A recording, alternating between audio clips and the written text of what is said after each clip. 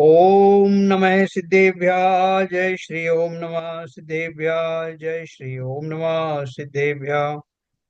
मंगलम भगवान वीरो मंगलम गौतमो गणी मंगलम कुंद कुंदाद्यो जैन धर्मोस्तु मंगलम सर्वमंगल मांगल्यम सर्व कल्याण कारकम प्रधानम सर्वधर्माणां जैनम जयतु शासनम जैनम जयतु शासनम जैनम जयतु शासनम। पंचलब्धि नाम की पुस्तक का अध्ययन हम लोग कर रहे हैं, जिसकी रचयिता है डॉक्टर उज्ज्वला शाह। और देखो, ये अध्यात्म का मार्ग ऐसा है, जैसे अभी आईटी डिपार्टमेंट है ना, कंप्यूटर वाला। तो जरूरी नहीं कि जिसने कंप्यूटर में इंजीनियरिंग करी हो वही कंप्यूटर का जो काम कर सकता है या सॉफ्टवेयर में जा सकता है। आपने देखा, कोई केमिकल इंजीनियर है तो कोई कुछ है, तो कोई बीएससी पास ही है, वो सारे आईटी स्पेशलिस्ट बन गए। तो अध्यात्म का मार्ग भी एक ऐसा मार्ग है जिसमें आपका ये जो लौकिक ज्ञान है उसकी कोई अहमियत नहीं है, विशेष अहमियत नहीं है कि साहब इंजीनियर है तो ये ज्यादा अच्छा समझ सकता है, डॉक्टर है तो ज्यादा अच्छा समझ सकता है, वकील है तो ये ये सब लौकिक उपाधियों की जरूरत नहीं है। ये स्वयं डॉक्टर श्रीमती उज्ज्वला शाह जो है वो एमबीबीएस डॉक्टर हैं, जिन्होंने अपनी सारी प्रैक्टिस वैक्टिस छोड़ करके इस दिशा में इतना अपने आप को निष्णात किया कि आज जो है अच्छे अच्छे गणितज्ञ उनके सामने कहीं लगते नहीं। इसमें जो गणित है, जो कर्णान योग का गणित है, वो बहुत उच्च कोटि का है और जन साधारण के समझ में नहीं आता, लेकिन उन्होंने उसके ऊपर वॉल्यूम्स लिख दिए। तो ये सिर्फ तीव्र अभिरुचि की बात है, वीतराग विज्ञान के ऊपर में, जैनेश्वर धर्म के बारे में। जिनको रुचि है अपनी आत्मा की, जिनको रुचि है, उन्होंने पूरा जीवन अपना इसी क्षेत्र में लगा दिया। तो हम और आप जो है, अगर इस दिशा में बढ़ते हैं तो दूसरे का कल्याण तो बाद में होगा, सबसे पहले हमारा कल्याण होने वाला। तो अपन बात कर रहे थे कल हमने उनके जो अभी तक का जो कुछ पढ़ा पंचलब्धि में, जिसमें वो पांच लब्धियों का जिक्र आया है कि कौन सी पांच लब्धियों पूर्वक सम्यक दर्शन होता है। तो उन लब्धियों का और अपन विस्तार से आज पढ़ेंगे कि हर एक प्रयास से हर एक लब्धि का क्या कार्य है, और सभी लब्धियों में कैसे अंतर्मुहूर्त लगता है, अल्प अंतर्मुहूर्त लगता है, और सब मिला करके बाकी की सब पांचों लब्धियों में भी एक अंतर्मुहूर्त लगता है। यानी एक अल्प जिनका होना होता है वो अल्प काल में ही उसमें से पार होते हुए और सम्यक दर्शन को की प्राप्ति कर लेते हैं। तो अपन बात करेंगे अभी आज। सर, एक छोटा प्रश्न है। हाँ बोले।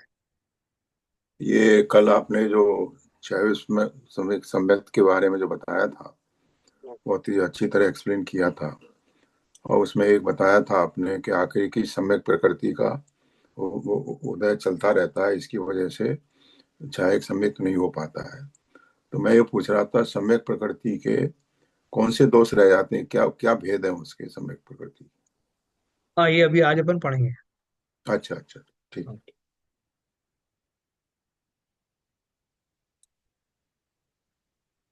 देखिए चलो, अपन ने पढ़ा था द्रव्यान योग में और उपदेश की मुख्यता में जहाँ पुरुषार्थ की प्रेरणा दी जाती है वहां गिरने की बात नहीं करते। यानी आप जनसाधारण जब भी बात करेंगे ना, तो ये नहीं करेंगे साहब वो उस गुण स्थान से नीचे गिर गया, वो गुण स्थान से मिथ्यात्व में आ गया। ये जनरल बातें अपन नहीं करते।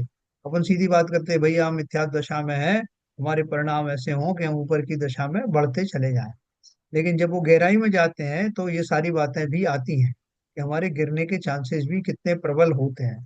या बोले हैं द्रव्यानी योग में और उपदेश की मुख्यता में जहाँ पुरुषार्थ की प्रेरणा दी जाती है वहां गिरने की बात नहीं करते, परंतु यहाँ तो कर्णानी योग में वस्तु स्थिति बताई जाती है। ये बातें केवली गम्य हैं। एक भी जीव में यदि इतनी बार सम्यक से गिरना होता है तो वह बात कर्णान योग जरूर बताएगा। जो इवेंट्स होती हैं जीवन में, वो कोई बताए या ना बताए, वो तो होती है ना। वो घटना कई बार हमको ही नहीं मालूम बुद्धिपूर्वक कि हम कभी सम्यक दृष्टि थे, हम मिथ्या दृष्टि बन गए, अभी ये हो गया, हमारे भाव में चिंतन में फर्क पड़ गया। जब हम बहुत गहराई से उसके ऊपर ध्यान से सोचेंगे तो हमें मालूम पड़ता है कि हमारे भावों में कितना उथल पुथल होती रहती। तो देखो, ये जो अपन ये वस्तु स्थिति, करणान योग क्या बताता है? वस्तु स्थिति बताता है, क्रोनोलॉजिकल डाटा बताता है कि एक समय पहले मेरे कैसे भाव थे और एक समय बाद कैसे भाव हो गए। है ना, वो कहानी अपन सुनते हैं ना, कि वो इमली के पेड़ के नीचे वो मुनिराज बैठे थे, वो राजा थे पहले। तो उनके परिणाम जो थे बाहर से देखने में तो लग रहा था इनको तुरंत केवल ज्ञान होने वाला है। लेकिन जब तीर्थंकर के समुचरण में पूछा गया कि ये जो बैठे हुए बाहर, उनको कितना समय लगेगा केवल ज्ञान होने में, तो उन्होंने कहा कि अभी तो जितने पेड़ हैं, पेड़ में पत्ते हैं इमली के, उतने भाव धारण करने के भाव हैं। Oh my God. लेकिन हाँ, ये प्रसिद्ध कहानी है। तो वो उनके संश्लेषित परिणाम कैसे हो गए? वो दीक्षा लेके आए थे, पुत्रों को राज दे के आए थे, और उनको किसी ने खबर कर दी कि राजा जी आप तो मुनि बने बैठे हो, और वहां आपके पुत्रों को मंत्री लोगों ने उनको टेक ओवर कर लिया। तो उनकी बाहें फड़कने लगी, तलवार की तरफ हाथ जाता ना, ऐसे हाथ जाने लगा। तो वो जो उनके परिणाम थे वो बाहर से थोड़ी दिख रहे थे। बाहर से तो वो बैठे हुए थे ध्यान की मुद्रा में, लेकिन वहां केवल ज्ञानी के दरबार में मालूम पड़ा तो उन्होंने बताया कि इनके परिणाम अभी ऐसे हैं, तुम तो अभी केवल ज्ञान की बात कर रहे हो। इतने भाव धारण कर सकते हैं जितने की उसमें जो छोटे छोटे पत्ते होते हैं ना इमली के, उतने भाव धारण करेंगे ये। इस कारण से करेंगे, ये जो भाव चल रहे हैं। तो फिर ये भी आया कि उनको जब उद्बोधा जाएगा, किसी की उद्बोधना का निमित्त मिलेगा, तो पा करके वापस पटरी पर आ जाएंगे। तो वही हुआ, लोगों ने उनको संबोधा जा करके, कह रहे महाराज काय का राज, काय का पुत्र, आप सब छोड़ के आ गए हो। क्या रखा है इस दुनिया में जो आपने इतना बड़ा संकल्प लिया है, और ये छोटी मोटी बातों से किसका पुत्र है? कितनी बार वो पुत्र बना और आप पिता बने, या वो उल्टा हुआ? तो किसको लिए कर रहे हो? तो एकदम वो संभल गए। और संभलने के बाद फिर जो उन्होंने गहरा ध्यान लगाया अपना, तो थोड़ी देर में ही खबर आ गई कि वो केवल ज्ञान हो गया। नहीं तो तो सर, यहाँ पर एक प्रश्न उठता है। हम्म, जो समोसरण में, वहां पर तो उद्घोषणा की थी कि उनको इतने भव लगेंगे। नहीं तो वो लगेंगे मतलब क्रम। उन्होंने क्या बोला था, ये जो भाव चल रहे हैं, वर्तमान जो भाव चल रहे हैं, वो हाँ। ऐसे भाव हैं कि वो भाव अगर बने रहे तो इतने भाव अच्छा, लगेंगे। अच्छा, अच्छा, it was subjective to that. Subject. Okay. Okay. तो मतलब ऐसा नहीं कि उन्होंने भविष्यवाणी कर दी और उसके बाद भी वो चले गए, ऐसा नहीं। नहीं, वही कंफ्यूजन हुआ, क्रमबद्ध पर्याय से अगर ऐसी भविष्यवाणी हो गई है, तो वो हाँ तो पर्याय तब उतने भवों के बाद ही आई है, हाँ, अगर इस तरह। तो वो मैंने इसलिए क्लियर कर दिया कि वो उन्होंने उन भावों की अपेक्षा से बात करी, कि इनकी जीव के जो अभी भाव जैसे चल रहे हैं वैसे चल रहे हैं। और ये भी उनको मालूम था कि कोई व्यक्ति वो ये प्रश्न पूछेगा, उसका जवाब सुन करके कुछ लोग जाएंगे और कुछ उनका वो उसमें उस बाधा को हटाने में निमित्त बनेंगे, ये सब उनको पता था। तो अपन बात किस संदर्भ में कर रहे हैं कि करणानी योग एक ऐसा बारीक यंत्र है जिसमें आपके सारे परिणाम, एक एक समय के परिणामों का पूरा वर्णन होता है। हम कब क्या करने वाले हैं, कब तक अभी तक क्या किया है, वर्तमान में हमारे मन में क्या चल रहा है, ये सारी चीजें छुपी हुई नहीं है, इनका पूरा पूरा वो है। तो इसलिए जो केवल ज्ञानी होते हैं उनके ज्ञान पर संदेह नहीं करना, सर्वज्ञ हैं। और उन्हें किसी से कुछ लेना देना नहीं, तो किसी के पक्ष में बोलना है, किसी के पक्ष से अपोजिट बोलना है, ऐसा कुछ है ही नहीं। तो ये क्या बोल रहे हैं, जो चार अनुयोग होते हैं, द्रव्यान योग, कर्णान योग, चरणान योग और वर्तमान योग, उन सब में तो उपदेशात्मक बातें होती हैं, लेकिन एक कर्णान योग ऐसा है जो आपको बताता है कि इस समय कैसे भाव चल रहे हैं और किन भावों का क्या फल होता है, बहुत क्लैरिटी के साथ वो बताते हैं। वहाँ उपदेश की भाषा नहीं चलती। तो यही बात कर रहे हैं। द्रव्यान योग में और उपदेश की मुख्यता में, जहाँ पुरुषार्थ की प्रेरणा दी जाती है वहां गिरने की बात नहीं करते, परंतु यहाँ तो कर्णानी योग में वस्तु स्थिति बताई जाती है। ये बातें केवली गम्य हैं। एक भी जीव में यदि इतनी बार सम्यक से गिरना होता है, तो वह बात कर्णान योग जरूर बताएगा। यह पढ़कर डरने की आवश्यकता भी नहीं है, है ना? उसी प्रकार सम्यक्त होने पर फूल जाने की भी जरूरत नहीं नहीं। है। कि कोई कहेगा ऐसी गिरने की संभावना है, तो हम सम्यक का पुरुषार्थ करेंगे ही नहीं।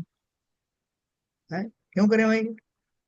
अब आप इतनी मेहनत से पहुंच गए तो फिर गिर गए, तो जहाँ ऐसा गिरने का चांस हो वो रिस्क हम क्यों लें? अपने आराम से भोग भोग भोग चल रहे हैं, भोग विलास चल रहे हैं संसार के, हम उनके अपने चिर परिचित अंदाज में उन दुखों से लड़ रहे हैं और सुखों की प्राप्ति कर रहे हैं, तो हम ये झंझट क्यों मोल लेंगे? सब तो वो बोल रहे साइकिल हैं। साइकिल हाँ। सीखने वाला हाँ, गिरता है तो साइकिल सीखना छोड़ नहीं देता है। छोड़ नहीं देता। क्यों? क्योंकि उसको मालूम कि आगे तो जीत है। सीखना ही है। तो कोई कहेगा ऐसी गिरने की संभावना है तो हम सम्यक का पुरुषार्थ ही नहीं करेंगे। तो उसे समझाते हैं कि एक बार सम्यक्त हुआ तो अल्प काल में तू मुक्त होगा ही। एक बार सम्यक्त हो गया, अब वो अगर छूट भी जाए, जैसे मैंने आपको पहले बताया, अगर वो छूट भी जाए तो आप क्वालिफाइड हो गए हो कि आपको एक बार सम्यक प्राप्त हुआ था ना, 1000 साल पहले हुआ था ना, 2000 साल पहले हुआ था ना, तो ये आपके ऊपर मोहर लग गई कि आप आज नहीं तो कल फिर से सम्यक धारण करोगे, और आज नहीं तो कल एक दिन अवश्य ही मोक्ष में जाओगे। तो इसलिए इसमें घबराने की बात नहीं, एक बार भी सम्यक हो गया। तो ये बोल रहे हैं कि हम सम्यक का उसे समझाते हैं कि एक बार सम्यक हुआ तो अल्प काल में तू मुक्त होगा ही। अब तू चाहेगा तो भी अधिक काल संसार में अटक नहीं सकता। यदि सम्यक्त प्राप्त होने पर किसी के मद हो जाए, अभिमान करने लगे, तो पर्याय में अहम बुद्धि के कारण भ्रष्ट होकर वह मिथ्यात्व में आ जाएगा। है ना? आप कहोगे ऐसा भी होता है क्या, कि समय प्राप्त होने के बाद भी कि कोई घमंडी हो सकता है क्या? बिल्कुल हो सकता है। क्यों? क्योंकि उसकी अनंतानुबंधी कषाय ही तो अभी क्षमित हुई थी। क्षयिक समय की बात नहीं कर रहे हैं, वो अभी उपशम को प्राप्त हुई थी या क्षयोपशम को प्राप्त हुई थी, वो तो अभी भी मौजूद है ही। और साथ में जो तीन और चौकड़ियां हैं वो भी बरकरार हैं। इसलिए पूरे पूरे चांसेस हैं। तो इसलिए सतर्क रहना। तभी तो अपन को स्थिरता की बात करते हैं कि भैया चौथे गुण स्थान में अगर आ गए हो तो तुरंत पांचवें में आ जाओ, पांचवें में आ गए हो तो सातवें में चले जाओ। क्योंकि उत्तरोत्तर हम अपनी वो बदलती हुई प्रवृत्ति के ऊपर अंकुश लगाने के योग्य बन जाते हैं। कि अल्टीमेटली मुझे यहाँ रहना नहीं ना, वो लोग नभ हमारा बासा नाम, त्रिपुरा गुरु द्वेष लगे पीछे, या तय शिव पद को पाया ना। तो यहाँ रहना किसको है? तो बोल रहे हैं यदि सम्यक प्राप्त होने पर किसी के मद हो जाए, अभिमान करने लगे, तो पर्याय में अहम बुद्धि के कारण भ्रष्ट होकर वह मिथ्यात्व में आ जाएगा। उससे कहते हैं पल्ल के असंख्यात में भाग बार जीव मिथ्यात्व से, देखना पल्ल कितना बड़ा होता है वो मैं आपको बताऊंगा बाद में। पल्ल के असंख्यात में भाग बार जीव मिथ्यात्व से सम्यक्त में, और सम्यक्त से मिथ्यात्व में जा सकता है। इसलिए अपने परिणामों की संभाल रखना, दृढ़ श्रद्धानी होना। है ना? कहते हैं कि जो जिन्हें हमें सम्यक्त होता है पहले, चतुर्थ गुण स्थान में जो सम्यक्त हुआ, वो वह 13वें गुण स्थान में भी सम्यक्त तो बना रहता है। ठीक है, अब वो कौन सा सम्यक्त होता है? परमाव गाढ़ सम्यक्त रहता है। ऊपर के गुण स्थानों में वो जो चौथे गुण स्थान के मुकाबले में उसका सम्यक्त का श्रद्धान और गाढ़ा हो जाता है, परमाव गाढ़ हो जाता है। वो उसमें वो फिर देखता है, जैसे वो केवली बन गया, तो वो देखता है कि जिन भावों से मैंने सम्यक्त धारण किया था, अब मैं अपने केवल ज्ञान के बल पर जान रहा हूं कि वो बिल्कुल सर्वथा योग्य भाव थे। वो भाव बहुत समुचित भाव थे, और उसका वो परमाव गाढ़ रूप सम्यक्त जो है वो उसका वो उसको पूरी तरह से इस बात को आश्वस्त करता है कि उस समय जो हमने एक्शन लिया था वो बिल्कुल सही एक्शन था। तो इसलिए उन्होंने कहा ना, दृढ़ श्रद्धानी होना। अगर आपको अभी हल्का फुल्का भी श्रद्धान हुआ, जैसे हम और आप है ना अभी, हमें और आपको भले ही कोई मिथ्या दृष्टि कह के गाली दे दे, लेकिन हम जानते हैं कि भैया अभी तो आप कह सकते हो मुझे, क्योंकि अभी मेरा क्वालिफिकेशन जो है लिखा नहीं गया है जय सम्यक दृष्टि, लेकिन मैं अपने अंदर में पूरी प्रिपरेशन कर रहा हूँ। तो देख लेना, एक दिन परीक्षा में पास अवश्य होऊंगा, और वो सर्टिफिकेट भी मुझे मिलने वाला है। तो इसलिए दृढ़ श्रद्धानी होना, अभी से होना, कि वो कौन सी चीजें हैं जो मुझ में नहीं है, मुझ में क्या कमी है। दूसरों से कहते हैं हम में क्या कमी है, तो वास्तव में कोई कमी नहीं। जो भी अभी स्वभाव की चारित्र की जो कचास है वो निकल जाने वाली है। संसार से जो साक्षात्कार मेरा रोज हो रहा है, ये दुख दर्दों के बीच में से वो निकल रहा हूँ, ये बहुत अच्छी बात है। इस प्रयोगशाला में तब करके इस एक्सपेरिमेंट में निष्णात होकर ही तो मैं उस सर्टिफिकेट प्राप्त करने वाला हूँ। मुझे फ्री में ये ऑडियंस मिली हुई है, फ्री में ये जगत मिला है, फ्री में ये दुख संकट मिले हैं जो मेरी परीक्षा ले रहे हैं। और मुझे संसार में जब जब रुचिवान होना हो जाता है, तब तब मुझे वहां से मेरी रुचि हटाने में यही दुख संकट तो सहायता करते हैं। अन्यथा तो मैं उस मधु की बिंदु की भांति संसार में ही फंसा रहता। ये बहुत अच्छे हैं, ये कष्ट आदि जो है ये सिमुलेशन है संसार की दशा के। ये मुझे बार बार आगाह करते हैं कि भैया कहाँ फंसे हो, निकल लो। नरक के जीव जो होते हैं, जब नारकी एक दूसरे पर क्रूरता पूर्वक आक्रमण करते हैं, तो वो बड़े दुखी होते हैं कि कहाँ फंस गए, लेकिन निकलने का कोई साधन नहीं। वहां तो उनको याद भी आता है कि मैंने क्या क्या पूर्व में किया था और उनसे मैं छूट सकता नहीं। कितना दुख उनको होता है अपनी मजबूरी के ऊपर। पहले हुए जो उन्होंने पापादि कार्य किए उनको लेकर तो पश्चाताप है ही, साथ में उनको अब वहां से ना निकल पाने की जो व्यथा है, वो तिल तिल करके मार रही है मानसिक रूप से। वो पागल जैसे हो, कैसे निकले। और यहाँ तो हम मनुष्य लोक में हैं, कितनी हमारे साता है। सारे द्वार खुले हुए हैं, 84 लाख योनियों में जाने के द्वार खुले हैं। पतन के मार्ग हैं तो वहां विकास के भी मार्ग खुले हुए हैं। और ऐसी व्यवस्था के होते हुए भी हम ना सुधरे तो ये हमारा परम दुर्भाग्य है। तो देखो अभी क्या बोला उन्होंने कि इसलिए अपने परिणामों की संभाल रखना और दृढ़ श्रद्धानी होना। ये दृढ़ श्रद्धान होने का अभी हमको सम्यक्त भी नहीं है मतलब, लेकिन सम्यक्त में क्या भरा हुआ है उसका श्रद्धान तो हम कर सकते हैं ना, उसकी रुचि तो ला सकते हैं। बोला जाता है कि चतुर्थ गुण स्थान में शुद्धोपयोग नहीं होता, ऐसा कहा जाता है। लेकिन फिर भी कुछ लोग बोलते हैं कि सम्यक दर्शन होता है। वो किस भाव से कहते हैं? बोले साहब शुद्धोपयोग नहीं होता, लेकिन जिस शुद्धोपयोग जिसके लिए शुद्धोपयोग होता है, जिस आत्मा की श्रद्धा से शुद्धोपयोग होता है, उस शुद्धोपयोग के प्रति उसकी श्रद्धा सच्ची होती है। इसलिए उपचार से उसको शुद्धोपयोगी भी कहा गया है ना। और हम और आप वही उसी स्थिति में है अभी। हम उस चतुर्थ गुण स्थान वाले शुद्धोपयोगी की भी प्रशंसा वंदना कर रहे हैं और वहां जाने के लिए लालायित हैं। तो इनडायरेक्टली हम भी उसी दिशा में बढ़ते हुए जा रहे हैं। इसलिए अपने आप को कम मत समझना। हम बिल्कुल बिल्कुल सही डायरेक्शन में जा रहे हैं। हाँ, इतना अवश्य है कि यह कहते हैं जितना गुड़ डालोगे उतना मीठा होगा। जितना जितना हम गृहस्थ वाला पोर्शन, अपना गृहस्थ पने वाला पोर्शन जितना कम करते जाएंगे और उससे विरक्त होने का परिमाण जितना बढ़ाते जाएंगे, उतनी जल्दी हमारा कल्याण होने वाला है। तो देखो, अपन बात कर रहे थे सम्यक के 3 प्रकार। 3 प्रकार कौन से हैं? औपशमिक या उपशम सम्यक, दूसरा क्षयोपशमिक या क्षयोपशम अर्थ, अथवा इसे वेदक सम्यक भी कहते हैं। हालांकि वेदक सम्यक में और उसमें क्षायिक सम्यक में थोड़ा सा ही अंतर रह जाता है, वो भी मैं आपको बताऊंगा।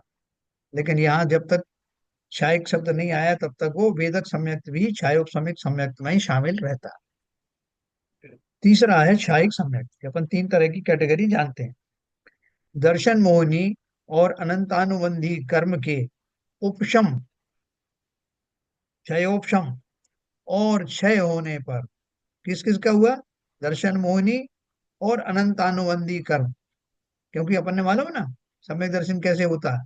ये उसमें पहला तो मोहिनी का जाना होता है, साथ में एक चौकड़ी जो मोहिनी से जुड़ी हुई है जो अनंतानुबंधी कहलाती है, कषाय वाली, उनका कॉम्बिनेशन होना जरूरी है। मतलब कॉम्बिनेशन पूर्वक उनका उनसे छुटकारा मिलना जरूरी। दर्शन मोहिनी और अनंतानुबंधी कर्म के उपशम, क्षयोपशम और क्षय होने पर जीव में जो अवस्था पाई जाती है उसे औपशमिक, क्षयोपशमिक और क्षयिक सम्यक कहते हैं। उपशम के समय देखो, प्रक्रिया आप पूछ रहे थे, वो प्रक्रिया बताता हूँ। उपशम ओके। के समय इन कर्मों के उदय का अभाव पाया जाता है। कर्म कई का अभाव पाया गया, उदय का, उनका सत्ता से निकलने की बात नहीं कर रहे हैं। उपशम के समय इन कर्मों के उदय का अभाव पाया जाता है, उदय में नहीं आ रहा। कर्म सत्ता में तो पड़े रहते हैं, परंतु अंतर मुहूर्त काल तक दबे रहते हैं, उदय में नहीं आते। ये तो हो गया उपशम सम्यक।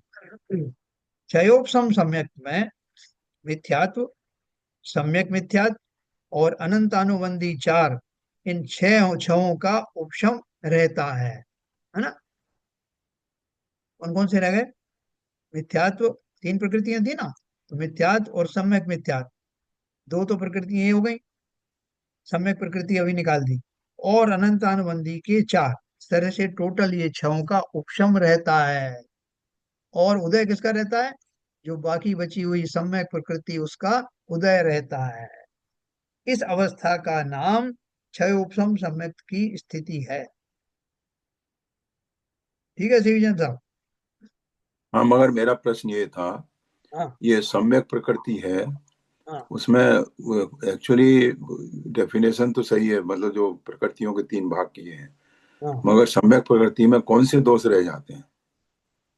कौन से दोष रह जाते हैं जिसके कारण क्षयिक सम्यक नहीं होता, यही उस पूछा? जिसके बाद कारण ये सम्यक प्रकृति प्रकट रहती है। नहीं नहीं, देखो, सम्यक प्रकृति तो अच्छी प्रकृति है ना, अच्छी प्रकृति है। तीन हाँ, प्रकृतियों में से जो मिथ्यात्व प्रकृति है वो अच्छी नहीं, जो वो तो सम्यक बात सही है। मिथ्यात्व प्रकृति है वो अच्छी नहीं। तो हाँ। एक ये प्रकृति है जिसके उदय होने पर हमको सम्यक बना रहता है, उसका नाम ही सम्यक प्रकृति है। अच्छा। अब हाँ, और साथ में उसके वो जो अनंतानुबंधी की कषाय है चार, उनका भी शमन बना रहता है।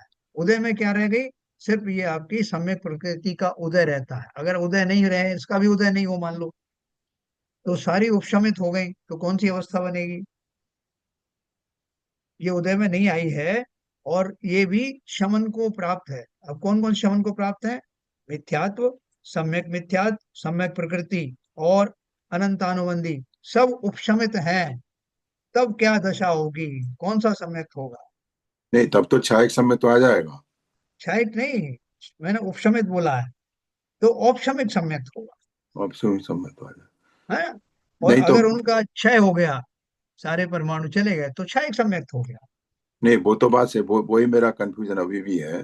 हाँ हाँ, आपने पूछा पूछा। बताया सम्यक सम्यक प्रकृति तो अच्छी प्रकृति है, इसकी वजह से सम्यक तो बना रहता है, छाया उसमें सम्यक तो हमेशा बना रहता है। हाँ मगर वो इसके जाने से छायिक सम्यक आ जाता है, इस हाँ प्रकृति के जाने से छायिक सम्यक तो आ जाता है। तो उसमें कौन सी मतलब वो अ, आ, आ, रा, आ, वो, आ, मतलब हाँ बाधा बन रही है, जिससे हाँ, छायिक सम्यक तो नहीं हो पा रहा है। बराबर। देखो, जो सम्यक प्रकृति बनी है, सम्यक प्रकृति किसका टुकड़ा है? बीस किसका है? मिथ्यात्व का मिथ्यात्व, ही टुकड़ा है। मिथ्यात्व का ही है, हाँ। तो उसका ये छोटा सा भी टुकड़ा जो है, वो हानिकारक है कि नहीं? नहीं, वो हानिकारक है, वही हानि तो पूछ रहा हूँ। हाँ, मैं मिथ्यात्व का बताता कौन सा पोर्शन हूँ। जो हानि के कारक रहता है, जिससे सम्यक प्रकृति रहने से वो दबा रहता है, और सम्यक प्रकृति जाने से वो टुकड़ा क्या कहते हैं उसका क्षय हो जाता है।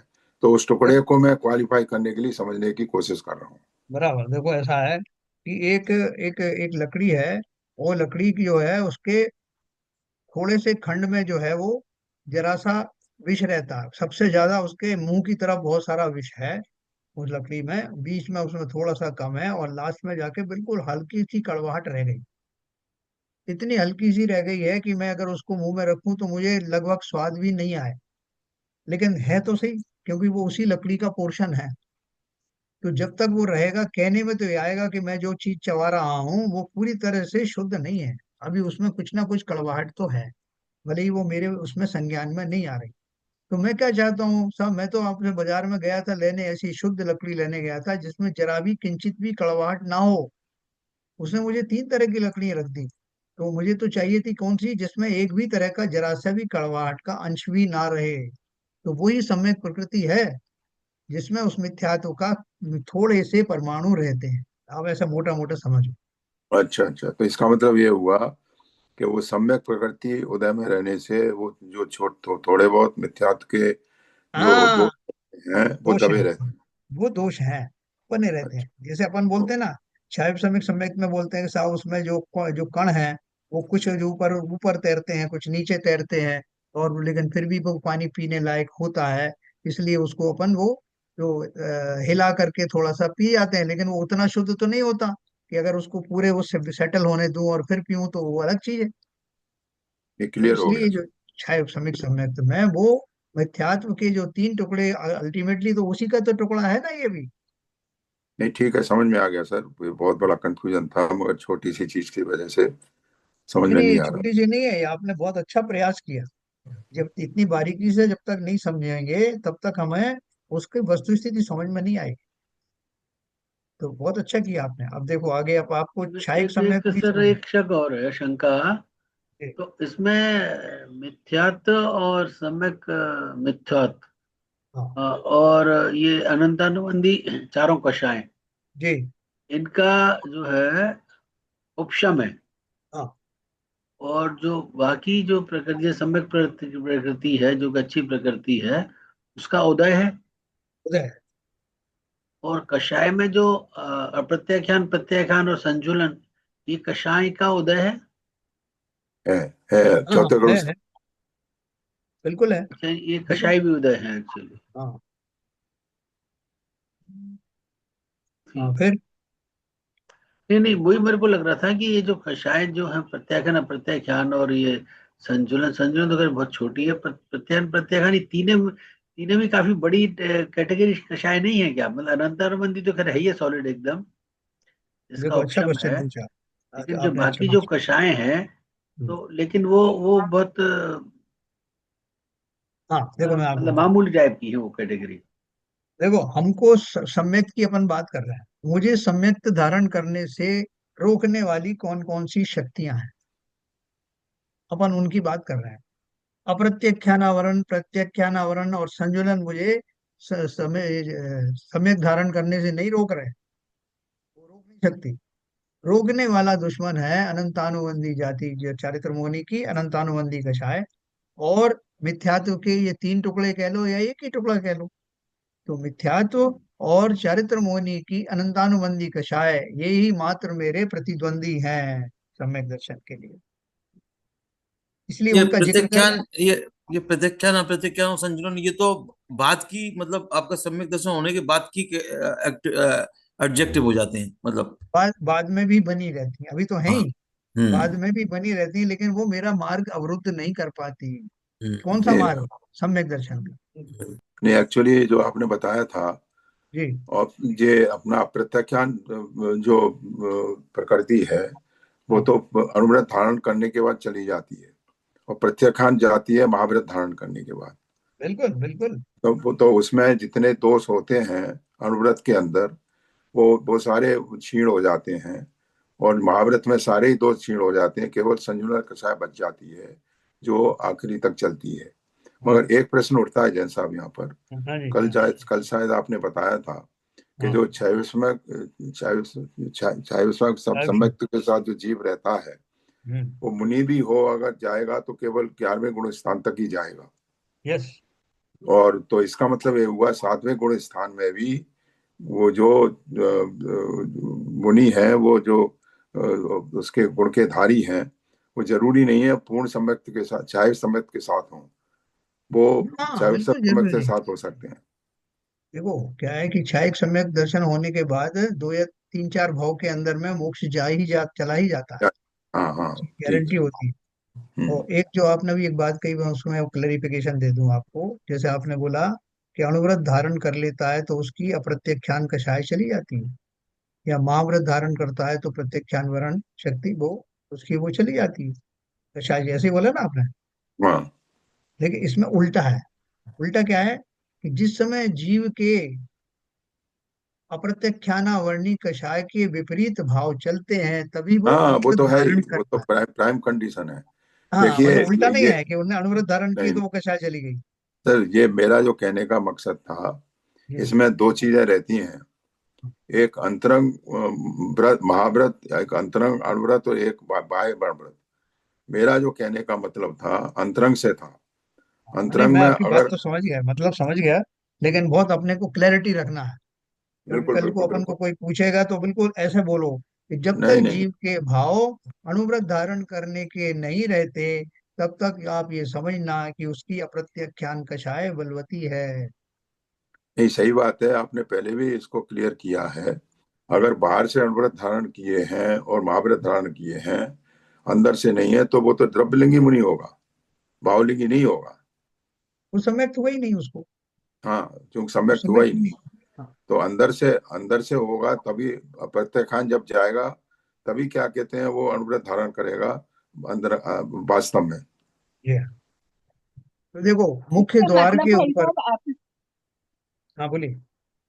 हाँ इसका मतलब ये मैं समझ रही हूँ जो सम्यकत्व में हाँ अनंतानुबंधी कषाय वो पूरा का पूरा दर्शन मोहनी है, इसके लिए बाधक है। बिल्कुल। बिल्कुल। बिल्कुल सही। अच्छा। तो देखो वैसे ये सब कनेक्टेड है। कैसे कनेक्टेड है कि जिस व्यक्ति का चारित्र जो है उच्छृंखल दशा को प्राप्त है, जिसको जीवन में नियम संयम नहीं है, जिसको वास्तव में अपनी आत्मा के प्रति रुचि आदि नहीं है, मैं भी चारित्र मोहिनी की तरफ से बात कर रहा हूँ, जिसके राग द्वेष भरे हुए हैं, जिस क्यों भरे हुए हैं क्योंकि उसको अपने स्वरूप का ही ज्ञान नहीं है। तो जो मैंने ये शब्द कहा कि स्वरूप का ज्ञान नहीं है तो वो तो हो गया दर्शन मोहिनी।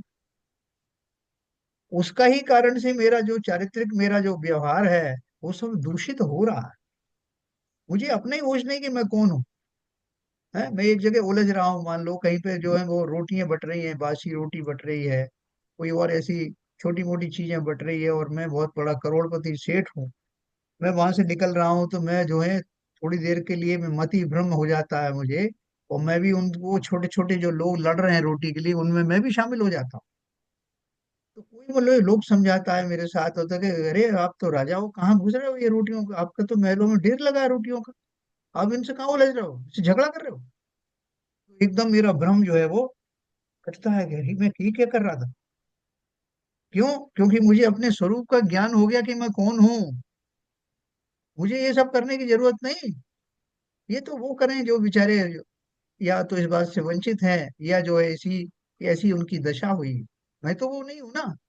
इसी तरह से जिन जीवों का दर्शन मोहनी चला गया है उन्हीं का चारित्र सुधरता है। बिना दर्शन मोहिनी जाए बिना, बिना सम्यक की प्राप्ति किए बिना मेरा जो चारित्र है वो सम्यक चारित्र नाम नहीं पाता। मैं ऊपर ऊपर से कुछ भी कर लूँ, मैं मुनि बन जाऊं, मैं अणुव्रति बन जाऊं, कुछ भी बन जाऊं, लेकिन करणानि योग के पैमाने पर मैं पूरी तरह से क्या बिल्कुल भी अंश मात्र भी चारित्र का पालन करने वाला नहीं हुआ। ये बहुत इसका क्लैरिटी के मतलब साथ। तो ये हो गया कि दर्शन मोहनी चरित्र नहीं है, चरित्र मोहनी से भी ज्यादा खतरनाक है, ये तो स्वरूप का ही वो नहीं होने देता है। 100%, 100%। इसलिए तो सम्यक की बात पहले करते हैं, सम्यक में दर्शन मोहिनी की बात पहले करते हैं, चारित्र मोहिनी की बात बाद में करते हैं, और वो जाता भी बहुत बाद में है। वही सबसे बड़ा अड़ंगा तो मिथ्यात्व ही है।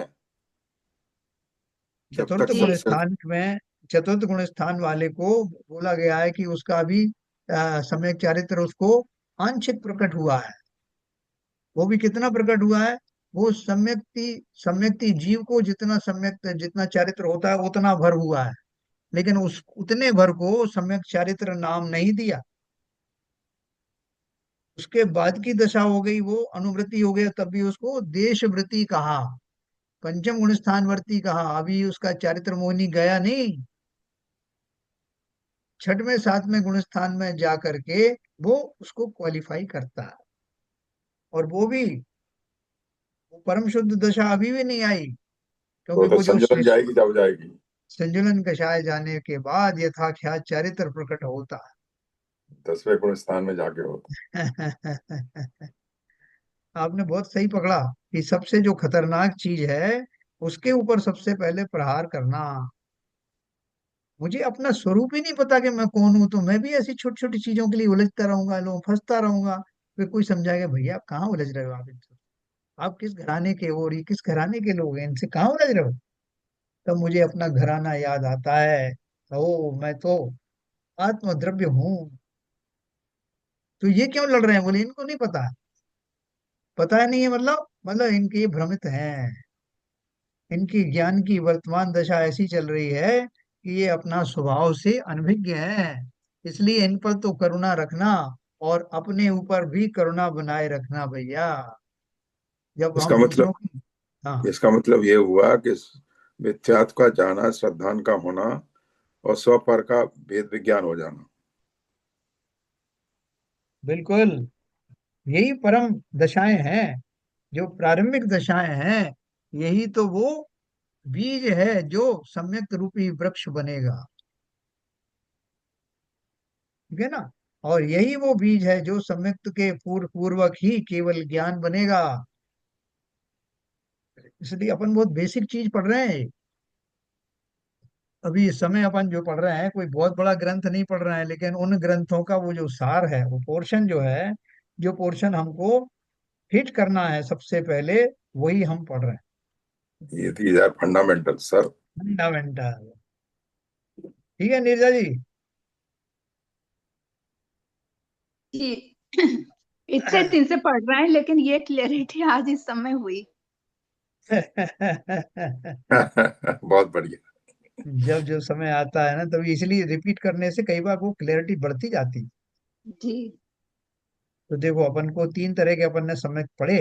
तीनों समय की में फर्क आप समझना।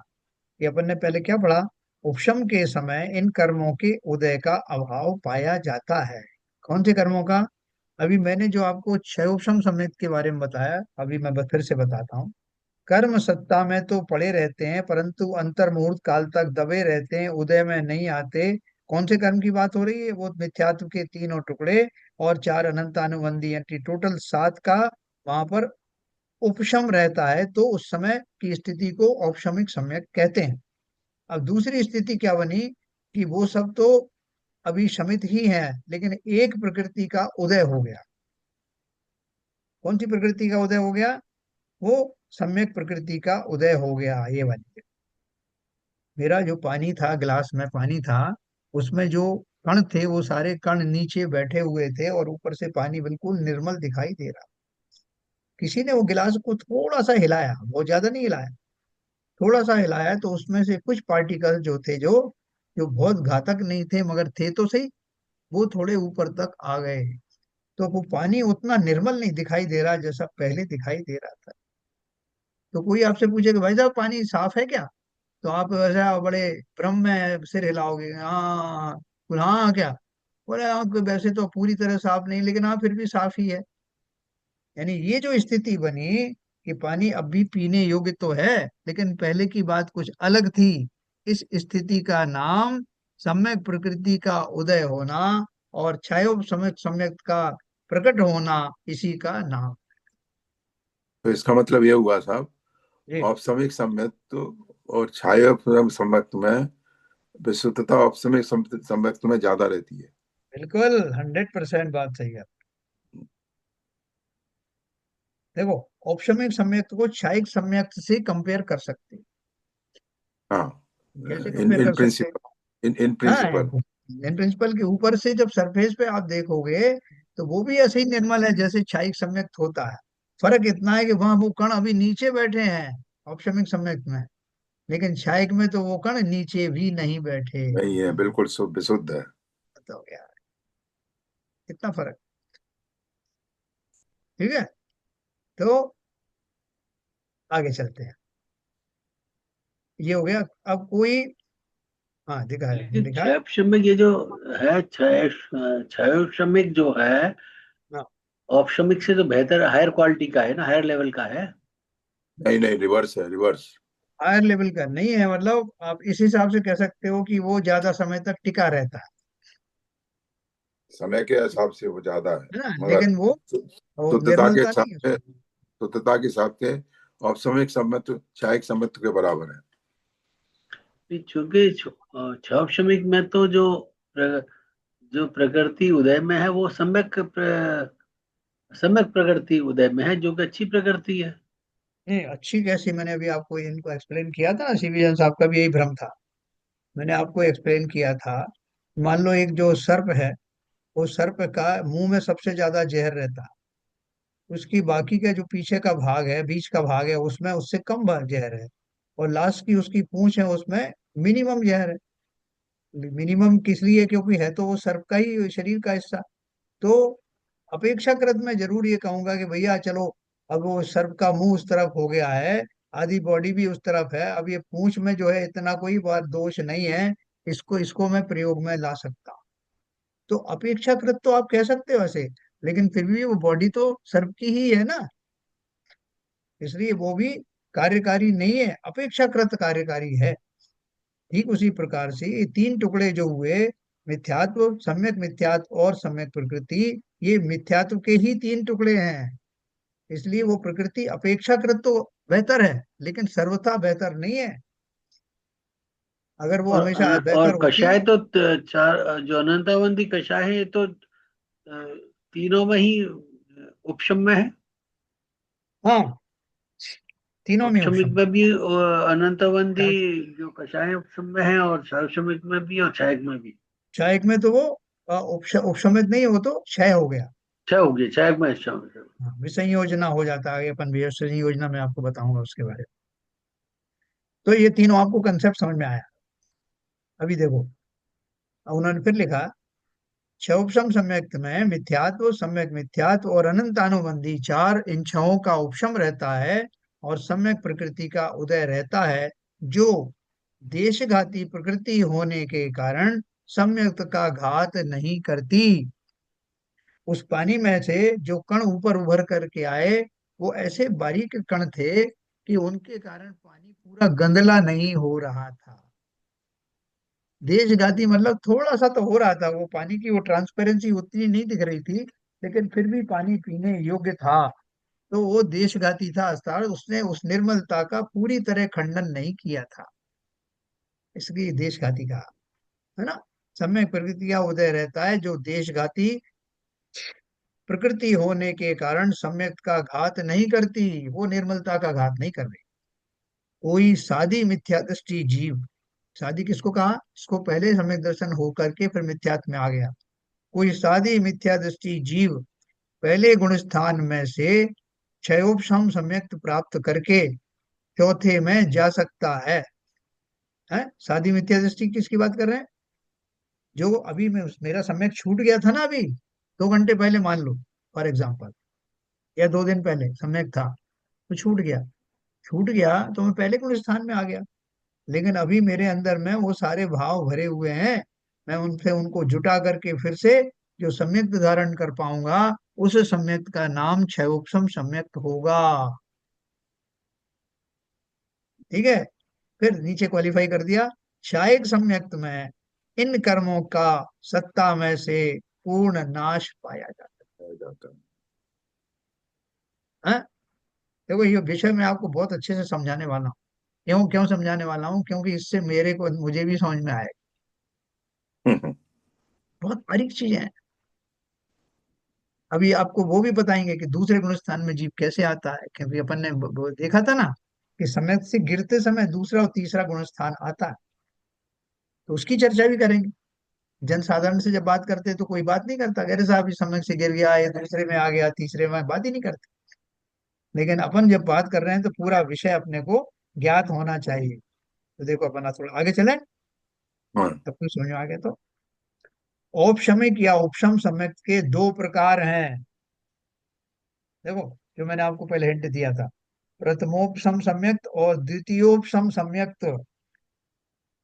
द्वितीयोपशम सम्यक्त आपने कम कम सुना होगा। पहले बताया आपने साहब, हाँ, मैंने इसके बाद पहले बताया।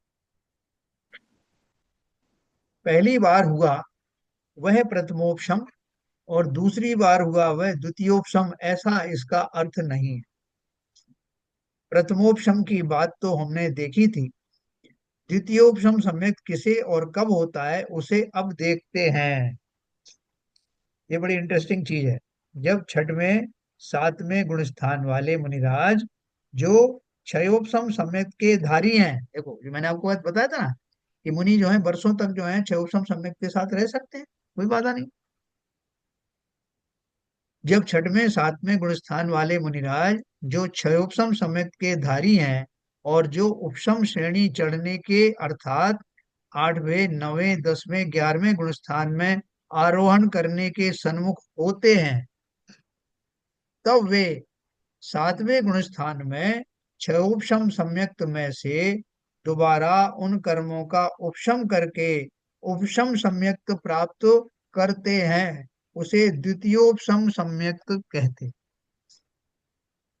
देखो, अभी वो सातवें गुण स्थान वाले मुनिराज हैं, उनके मन में भाव आया कि मुझे श्रेणी आरोहण करना, मैं ऐसे उस अंदाज में बता रहा हूं। तो उनको थोड़ी सी निर्मलता ज्यादा चाहिए, क्षयोपशम सम्यक तो उतना पावरफुल है नहीं। तो क्या किया उन्होंने, उन्होंने बोला कि भैया देखो क्षय तो जब होगा एक काम करते हैं कि अपना जो क्षयोपशमिक सम्यक में वो एक सम्यक सम्यक प्रकृति है, उसके कारण से मेरी शक्ति अभी कम है। अगर उसको भी मैं उपशम कर दूं, बाकी तो सब उपशमित है ही, तो मुझे औपशमिक सम्यक फिर से प्राप्त हो जाएगा जो कि पावरफुल है। अभी क्षय की बात नहीं कर रहे। तो उन्होंने उसको अपने भावों के द्वारा उसका भी उपशमन कर दिया और फलतः औपशमिक सम्यक को पुनः धारण कर लिया। क्षयोपशमिक सम्यक बदल करके औपशमिक सम्यक हो गया। इस दशा का नाम द्वितीयोपशम सम्यक है। ठीक है सर। अब वो क्या तो करेंगे? इसका मतलब ये हुआ, एक बार रिपीट कर दीजिए सर। हाँ इसका मतलब ये हुआ सर हाँ कि द्वितीय सम्यक जो हुआ है वो ऐसा नहीं है कि औपसमिक सम्यक से वो पहले गुण स्थान में आ गया, दोबारा से सम्यक हुआ तो द्वितीय सम्यक जो बताया है, हाँ चाहे उसमें सम्यक का धारी जब उसको भी उपसम कर देता है सम्यक प्रकृति को हाँ। उत्तम श्रेणी चढ़ने के लिए, तो उसको फिर द्वितीय सम्यक तो कहते हैं। ये हुआ इसका मतलब।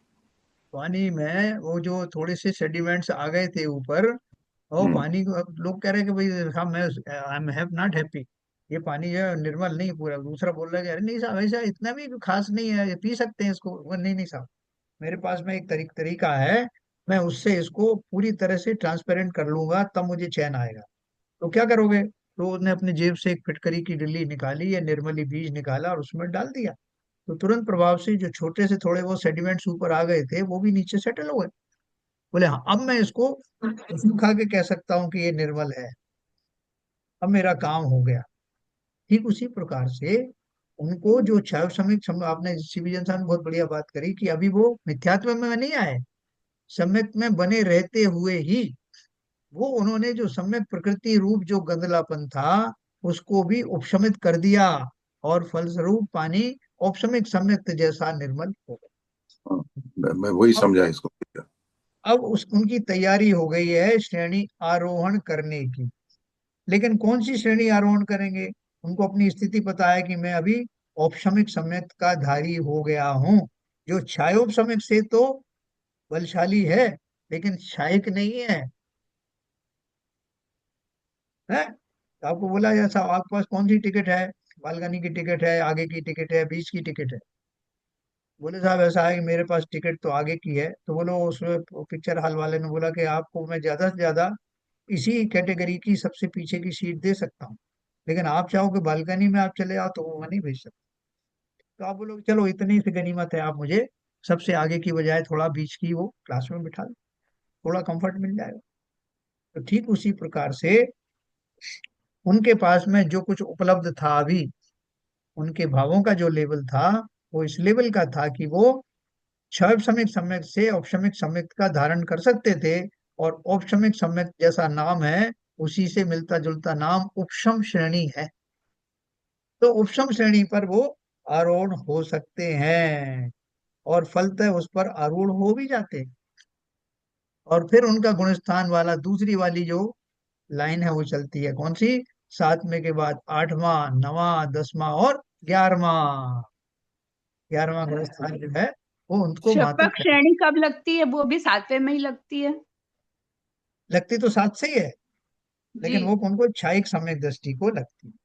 अच्छा क्षायिक सम्यक दृष्टि की जो चलेगी वो 7, 8, 9, 10, 12, 11 नहीं आएगा उसमें।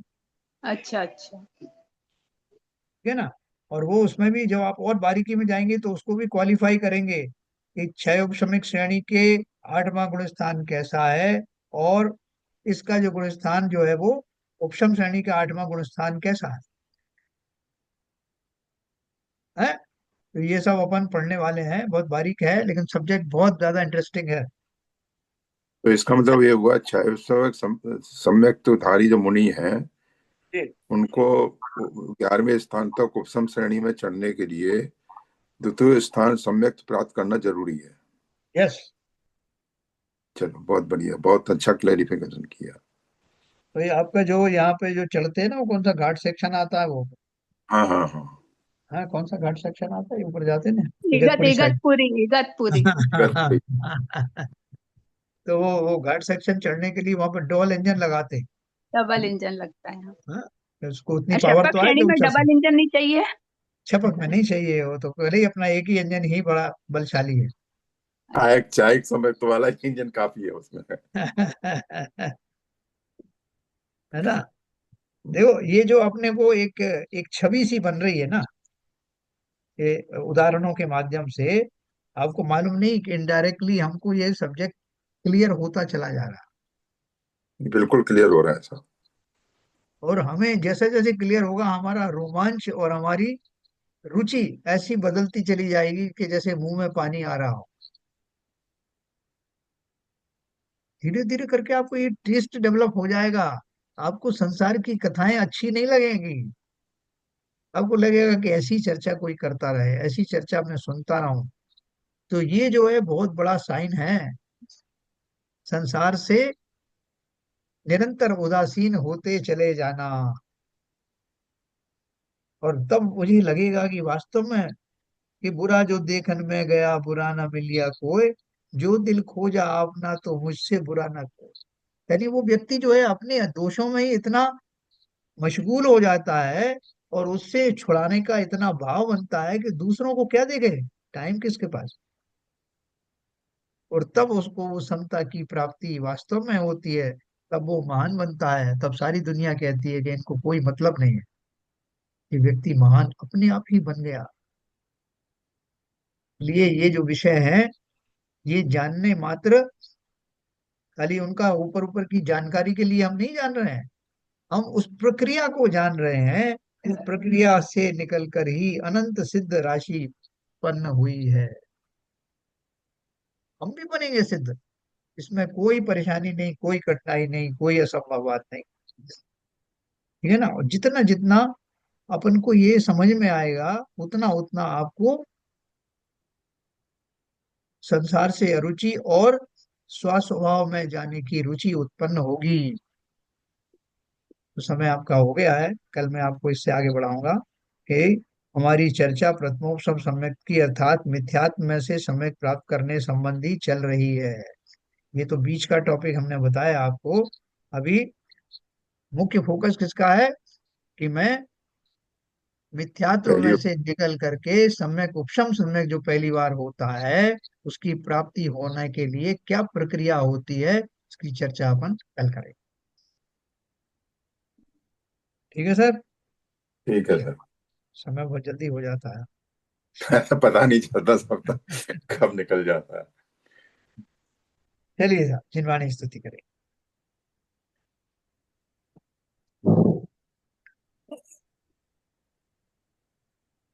नित्यतम नाश वेको ज्ञान के प्रकाश वेको आपा पर भास वेको भानु सी बखानी है।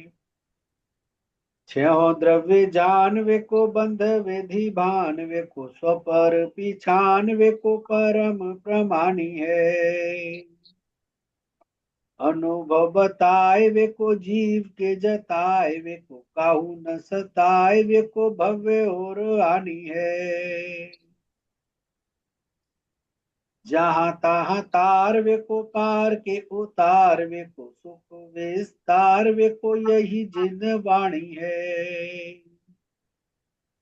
ये जिनवाणी भारती तो है जपूदन रहन, जो तेरी शरणा गए सो पावे सुख चैन। या वाणी के ज्ञान से सूझे लोकालो, तो वाणी मस्तक धरो सदा देते हैं दो, सदा देते हैं दो। जिनवाणी माता की जय। जय। जय।